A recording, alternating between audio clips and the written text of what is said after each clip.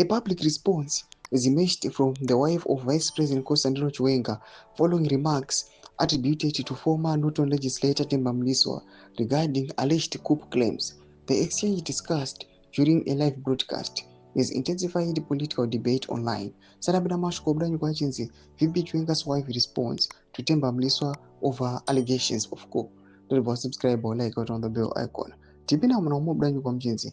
According to the broadcast, Mliswa raised concerns or allegations suggesting involvement in activities linked to destabilization narratives.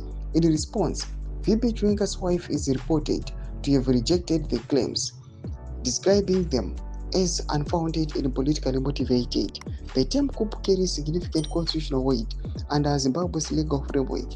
Any allegation of unconstitutional action would require formal investigation, security confirmation, and legal process. No official state institution has issued a statement confirming such activity.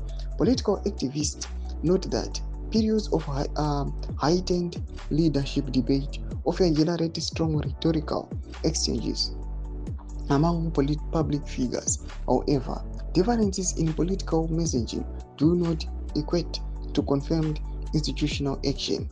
Observers emphasize that allegations involving national security matters require verification through official channels.